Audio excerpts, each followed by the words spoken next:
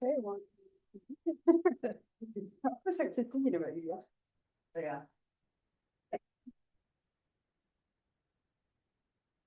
Right. Yes.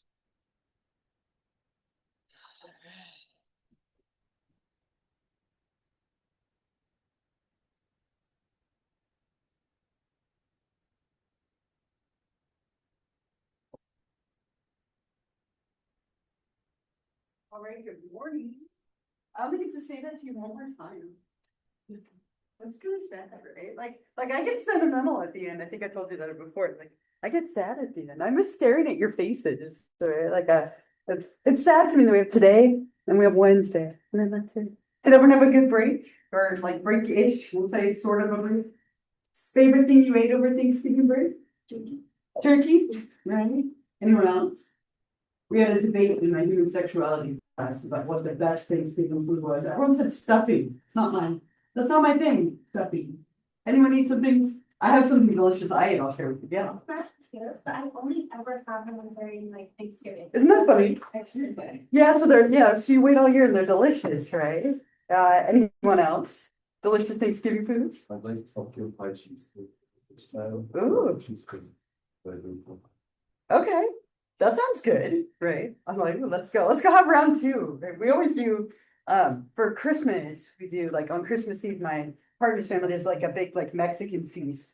And then on Christmas we do like another Thanksgiving feast. So I'm like, oh, I have another round coming. Because it's December today.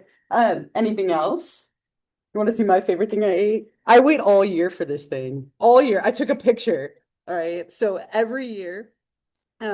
It's this giant candy cane peppermint cake from, I don't know if you've heard of Susie Cakes before, right? But Susie Cakes makes this. I feel like I'm like working for them. I'm like, they make this cake. I know. But I took a picture of it. So normally they sell it by the slice, but for whatever reason they didn't have it by the slice. So I had to buy the whole cake. I mean, what a shame. I still have one piece left for tonight. I've been eating it for days. I'm almost sick of it, but not really. But I took a picture of it. My kids were like, that's really big. Like it's a cupcake. It says cake on it, and I wrote cup above it. And so I told him, I'm like, look, it clearly says cupcake. And my 13-year-old was like, you wrote that. And I'm like, prove it. And so anyway, this was my favorite thing. I have eaten it for days. It's been delicious, right? But Thanksgiving's always fun, but I wait all year for that thing. They only have it for like 3 weeks. I eat like way too much of it in between now and anyway, just to share something random with you.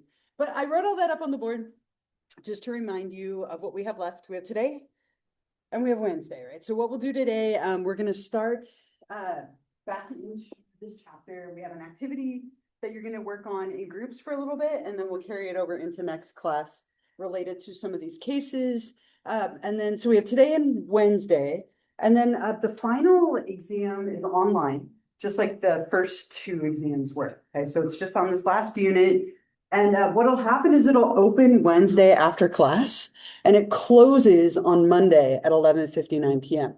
So rather than just have it open on Monday, just in case you wanted to just get it out of the way, I'm going to open it Wednesday after class. So just make sure you complete it by Monday at 11:59 p.m. And then our class is officially over at that point. There is a 20-point extra credit that you can do all the way until Monday. I've mentioned it a few times, but just to put it out there one last time. I might mention it one more time on Wednesday, so I shouldn't say one last time, but again, and it's on Canvas. So if you're on Canvas, oh, there it is again. I'll just stare at it longingly. It's waiting on my counter at home for me. But if you're on Canvas and you click on assignments, it is up here at the top. It's that self-care and mindfulness assignment. So if you're interested, it's 20 points of extra credit and it's due. I'll change the due date. It'll be due by the end of Monday, just like the final exam. Okay, so just to throw that out there, if you missed a participation or two, or maybe got some points off on the paper, if you haven't turned in the final paper, you can still do that for half points. So just, make sure you're kind of looking over your grade and tying up those loose ends over the next few days. Okay. Are there any questions about any of the assignment kind of stuff, the final, the extra credit? There's a study guide on here as always for the exam. It's just this last unit, right? Like all of them, it's not cumulative. So right here, study guide, Number 3, which will be everything from the last test through what we cover on Wednesday. Okay? Thank you. Anything else? Any other questions? Feeling okay? The end is very close. Like, if that's overwhelming, I'm sorry. If not, like, make it exciting, right? Like, you're almost there. And then we get to have a little bit of a break, right? One last time. Okay. I'll put it away now. So, what we'll focus on today is the first half of this chapter, right? And I played that video for you last time, which I think is really, really helpful. And it's linked on this picture if you weren't here and missed it. But what we'll look at today is how psychology affects the law, right? And as I mentioned last time, this gets really complicated. I'm obviously not a lawyer, right? So we're going at this from the psychological side. But we're looking at what happens when somebody commits a crime and they have a mental illness that we might need to take into consideration. Or something happened at the time of the crime that we might need to consider when we're trying to figure out if they should be held accountable for their actions. So in order to arrive at like a just punishment, and we won't talk about whether this system is fair or not, but as just of a punishment as we can, we need to know if people are responsible for the crimes that they committed. Can they defend themselves? Do they understand the charges being brought up against them? All of these things need to be considered when somebody commits a crime and they have charges that are being brought against them. So whenever somebody does commit a crime, and we often talk about like murder here, like attempted murder as like an example, because a lot of the famous cases do involve that. We go through this process of what we call criminal commitment, right? So typically, if somebody commits a crime and there's no mental illness, there's nothing like abnormal there, if they're found guilty, they go to jail. What we're looking at here is what if somebody has a mental illness like schizophrenia, or they had something severe happen that made them not aware of their surroundings or not aware of what's going on in their life. What can happen then is we get a couple of different things come into play. And the biggest one is a term called insanity.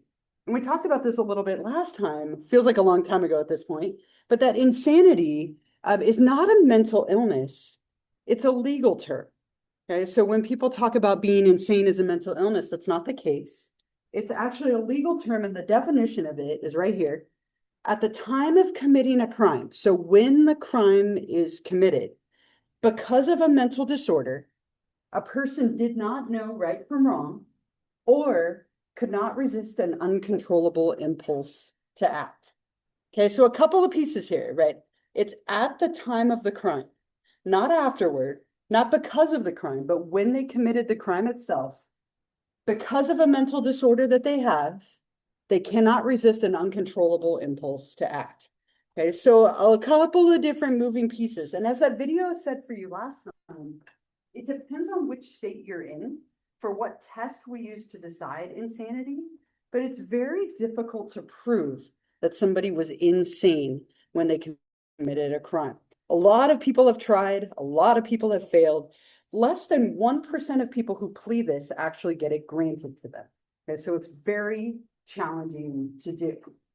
Most of the time, when people are found like not guilty because of insanity, they have something like schizophrenia. Schizophrenia, which is a psychotic disorder, meaning that you didn't know what was real or wasn't real. Or people have like severe trauma, severe abuse, but most frequently it's schizophrenia. People have tried to fake multiple personalities, say like my other personality made me do it, right? They've tried to fake all sorts of things, but it's very difficult to make it through all the psychological testing and get granted a verdict of not guilty by reason of insanity. This is the one we hear about all the time, but it's very rarely given. If someone is found not guilty by reason of insanity, it means that we don't believe that you are guilty of the crime you committed because you were insane at the time of that crime. Okay, again, very few people get this. A lot of people say it's unfair, right? But it is very challenging to achieve. And we'll look at some of the cases of people who have pleaded this, and you'll see not very many of them have actually received it. So probably the most famous of all of them, but very difficult to get, you can be found not guilty by reason of insanity. some other verdicts that you can be found of. Guilty but mentally ill. This happens a lot. Okay. We find you guilty, you're gonna go to jail, right? So if you're found not guilty by reason of insanity, you go to a mental hospital. Okay, so you don't just go home. You would go to a psychiatric facility where you'd receive treatment until they think you're well enough to be released. If you're found guilty but mentally ill, we say, okay, you're guilty. We find you accountable for the crime that you committed, but we think that you need treatment. So I'm going to send you to jail, but while you're in jail, you'll receive psychological treatment. Okay, that happens a lot. Okay, so maybe you have depression or anxiety or one of the personality disorders we talked about. So you're guilty, you did it, we hold you accountable, you go to jail, but while you're in jail, you receive mental health treatment, which is available to you anyway, but it might be mandated here. Another one that you sometimes see is guilty with diminished capacity. This one happens a little bit more frequently than not guilty by reason of insanity. So we say, okay, your mental dysfunction was a circumstance that we need to consider. Okay, so your disorder played a role, your mental state played a role, but we still find you guilty, but we're going to find you guilty of a lesser crime. So maybe instead of like first degree murder, it's manslaughter. So you would serve less time in jail. You'd also receive treatment in jail, but you're still guilty, so you still go to jail. Those are the most common ones that we find people of. There's one more, which we'll get to, but not guilty. So you go to a psychiatric facility and receive treatment. Guilty but mentally ill and guilty with diminished capacity, go to jail, receive treatment there until you're better or you receive parole. One other thing that can happen, all of the first three have to do with when the crime was committed. So at the time of the crime, you were insane or you had a mental illness or something happened. Sometimes the crime itself or the aftermath of the crime creates problems for people. They snap from the crime that they committed. And now all of a sudden, they don't have the capacity to defend themselves or stand trial. So this one, incompetent to stand trial, means that there's something that happened to you that leaves you unable to understand the charges and proceedings you're facing and not able to prepare an adequate defense. So maybe something about the murder or the crime or whatever it is you committed means that you kind of had a break. It was a trauma, and now you can't defend yourself. You can't understand what's being brought up against you. And so in this case, oftentimes what happens is they send you to a facility where you will receive treatment until you are competent to stand trial. Now, sometimes people spend the rest of their life in the facility and they never get that point. Other times it might be a few weeks or a few months or a few years. But with this one, it's like at the current moment, you need something to help you. So we help you and then you go through the legal proceedings like normal. Yeah. Sure. Yeah.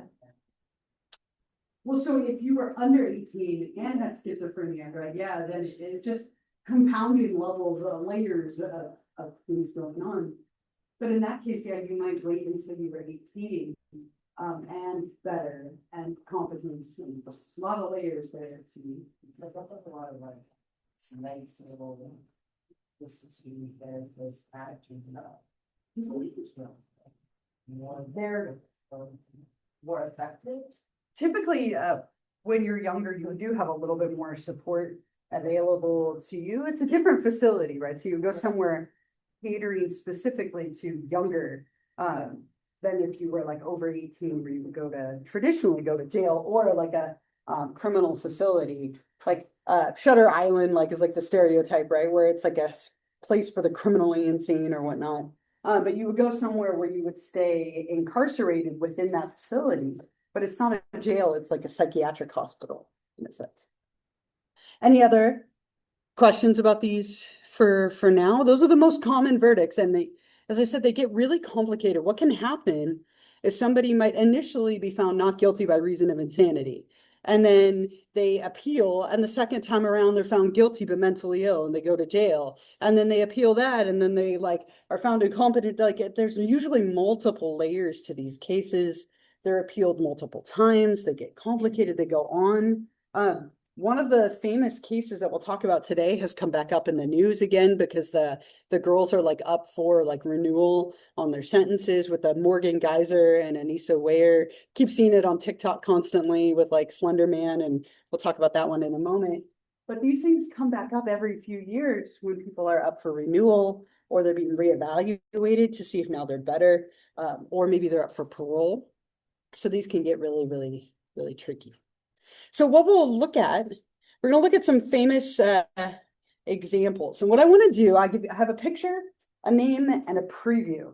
It's going to give you like a little preview of each one of these people or groups of people. And then we'll do an activity. You're going to get into groups and pick one of these people and spend more time researching them. But let me give you a little bit of just a little bit about each one of these people, and then we'll go from there. So famous cases involving insanity in some way. First one, Andrea Yates. So Yates from Texas, she gained notoriety when she drowned her 5 young children in the family bathtub. She had a severe decline in her mental health after the birth of each one of her children. It got worse with every child. She had really bad postpartum depression, and she drowned each of her children successively in the bathtub, claiming they weren't developing properly. Her husband and her doctor encouraged her to not have any more children. She kept having them. It got worse and worse, and she finally snapped after the 5th one and drowned them all in the bathtub. The second one, Jeffrey Dahmer. This is a scary slide of people in a moment. You'll see, right? Jeffrey Dahmer, known as the Milwaukee Cannibal or the Milwaukee Monster, an American serial killer who murdered and dismembered 17 men and boys. He had crimes of necrophilia, cannibalism, and preserving body parts.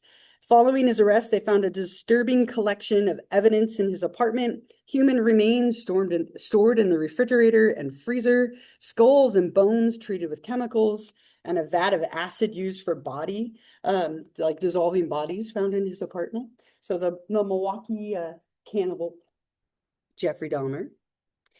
Ed Gein, probably one of the scarier ones up here, known as the Butcher of Plainfield or the Plainfield Ghoul. He was a body snatcher and serial killer in Wisconsin. Wisconsin's a bad place. There's a lot of Wisconsin people up here. My mom lives there. I'm always like, you live in the murder capital, right? But lived in Wisconsin. He would grave rob and exhume corpses of middle-aged women who looked like his mother. He would then use the remains to create a variety of disturbing items like suits, clothing, chairs, and bowls. And his actions inspired quite a few different movies, which whoever picks him, if someone picks him, can talk about. He tends to be popular, right? John Wayne Gacy, known as the Killer Clown, he often performed as Pogo the Clown. 2 years ago, no, 4 years ago, I had a student whose mom had him at her birthday party as a child. He had a picture and everything. Wild, right? I was like, oh, I should have kept the picture. But Pogo the Clown used to go to kids' birthday parties and perform. He sexually assaulted and murdered 33 teenage boys and young men in Chicago, underneath Wisconsin, right? So Chicago. He would lure his victims with promises of jobs or money, trick them into putting on handcuffs as a magic trick before strangling them. He buried all the bodies in the crawl space under his house on his property and dumped them in the river. So Pogo the Clown. The next one up here, John Hinckley Jr. He's known for the assassination attempt on President Reagan back in 1981. He was obsessed with actress Jodie Foster from the movie Taxi Driver, wrote her a long letter trying to gain her attention by trying to assassinate the president. Kenneth Bianchi. Oh, I went out of order here. I had to write them down because there's so much about all these people. So a serial killer, he was known as the Hillside Strangler, one of the Hillside Stranglers. There were 2. They murdered 10 young women and girls in the Los Angeles area. They typically impersonated police officers to lure their victims who were runaways or prostitutes. They would take them to a secluded location, torture, strangle, and murder them. One of the Hillside Stranglers here in Los Angeles. Francine Hughes, one of the few women, there's a couple of them, She, after 13 years of domestic abuse, set fire to the bed in which her husband was sleeping in. And that was in Michigan, next to Wisconsin. Again, all about Wisconsin area. So, set her husband on fire while he was sleeping after years of abuse. David Berkowitz. Berkowitz was the son of Sam killer or the 44 caliber killer, committed a series of shootings in New York, resulting in 6 deaths and 7 injuries. He got the nickname Son of Sam after he left a letter at the crime scene claiming that a demon in his neighbor's dog ordered him to kill all these people. These are the 2 that just came up, are coming up a lot right now because they're being evaluated again. Anissa Weier and Morgan Geyser. These 2 were 2 12-year-olds at the time who lured their friend Peyton out into a wooded area of Wisconsin, where they attempted to kill and sacrifice her. They stabbed her 19 times to appease a fictional character named Slenderman from a creepypasta website. They believed that killing her would appease him and prove his existence. She miraculously survived, but they stabbed her 19 times. The next one, Mark David Chapman, known for murdering John Lennon. So in 1980, he was a fan of the band, but his resentment grew due to Lennon's lifestyle and comments, which he felt were hypocritical. He identified with the fictional character from the book Catcher in the Rye. He sat at the crime scene reading the book, reportedly wanting to change his name to Holden Caulfield after the character in the book. Lorena Bobbitt, famous for cutting off her husband's penis with a kitchen knife while he was sleeping. So after years and years of physical, emotional, and sexual abuse, including being assaulted earlier that evening, she then drove away from the scene, throwing his penis out the window. Quite a way to walk in, right? Throwing it out the window, which was later found in a nearby field. Lots of interesting side notes on her. Next one, Ted Kaczynski, also known as the Unabomber, was a former math prodigy. He conducted 17-year bombing campaign. He was a recluse who developed a deep hatred for modern technology, which he blamed for societal issues. He would send bombs through the mail, right? So known as the Unabomber. Couple more. James Holmes, an American mass murderer. He committed his murders in Aurora, Colorado at a movie theater at a showing of The Dark Knight, the Batman movie. He killed 12 people and injured 70 others, opening fire, setting off tear gas, and wearing tactical gear. They went to find him in his apartment, which was booby-trapped with explosives, but he went as the Joker killer, or he's known as the Joker killer. I went to that movie theater 2 days before that happened, which was wild to me. And then it's closed after that. But I lived in Colorado at the time, and we went to the movie theater 2 days before and saw a movie there. And then that happened 2 days. 2 days later, which was wild. Last one, Gypsy Rose Blanchard and Nicholas Godejohn. These 2 are well known for conspiring to kill Blanchard's mother, Dee Dee Blanchard, in June of 2015. They gained a lot of attention because Gypsy Rose had been subject to years of abuse. Her mom fabricated numerous illnesses, believing that she had Munchausen by proxy, and the 2 of them conspired together to kill her. A whole documentary was made about it that was on Netflix.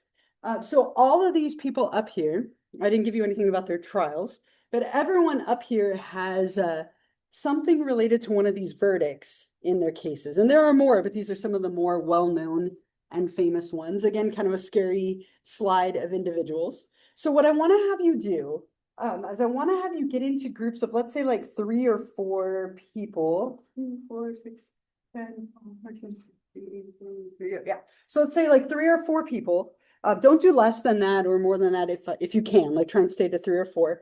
And then what I will do is I'll have a worksheet for each of you, but pick who you want to do. As soon as somebody's taken, they're taken. So maybe come up with like a like backup or second option. So as soon as you have a group and you know who you want, let me know and I'll come over to you.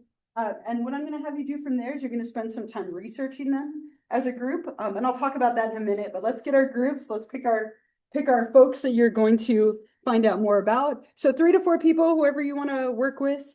And then when you have someone you want, let me know. We got our group.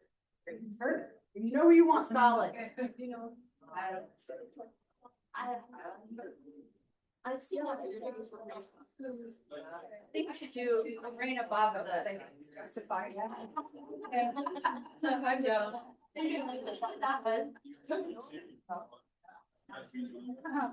Lorena Bobbitt.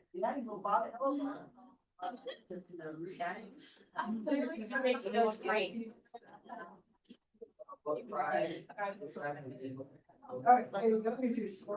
Thank you. And again, when you know what you want, let me know. Oh,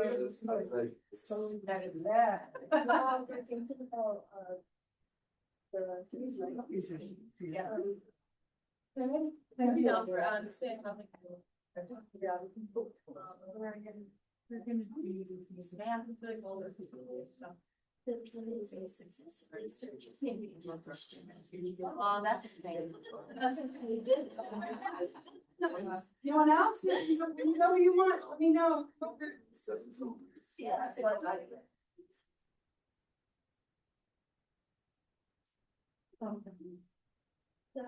Here's the.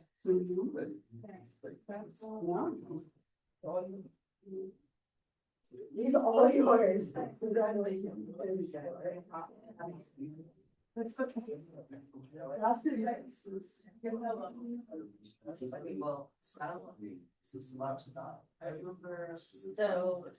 just legally. What's the relationship? How many years of use? Says Dave's married. 19.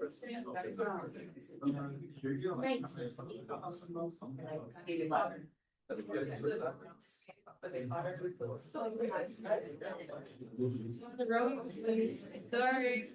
Yes, I'm sorry. I'm like, no.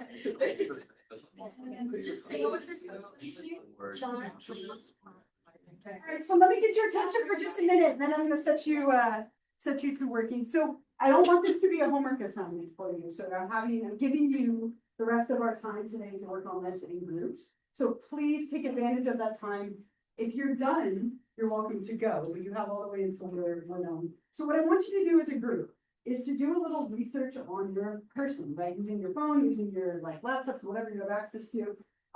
But give me a little bit of background about them. Give me some information. Where are they from? Tell me a bit about their life. What crimes did they commit?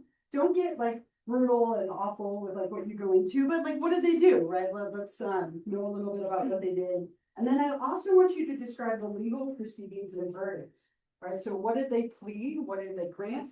Where are they now, right? Several of these folks are no longer with us, right? But where are they now? Tell us a little bit about what happened to them. As a group, I want you to create a little one slide or 2 slides. It's up to you. But create a slide or 2, because I'm gonna have you present on them next class. 3 minutes. My kids make fun of me. This is how I do 3, right? It's wrong, but that's how I do 3. I always have. Anyone else? Remember the other one? Yeah, see, I'm not alone. One person. My kid's I can't do 3. I broke my wrist as a kid, so this is my 3. So 3 minutes max, and you don't all have to present together. It's kind of up to you how you want to divide it, but have a slide. Maybe it's just their name and a picture, or it could be some bullets to guide you. You could have a few slides if that makes you feel better. But as a group, I want you to work on this. Next class, what you'll do is you'll turn in this sheet with your names on it for credit. It's your last participation. And then we'll go through the presentations of these individuals. If you have your slide done, you can always email it to me. I'll have it ready for you. Otherwise, I'll give you a few minutes next class to kind of touch base before we move forward. So I'm just going to wander around, work as a group together. When you're done, you're welcome to go, but you have all this time to do that. Hey, so what do you want in our presentation? Focus on These order. those 3 bullets, right? So background, their crimes, and then their legal proceedings and case. And then where are they, right? Would be kind of an interesting thing to add.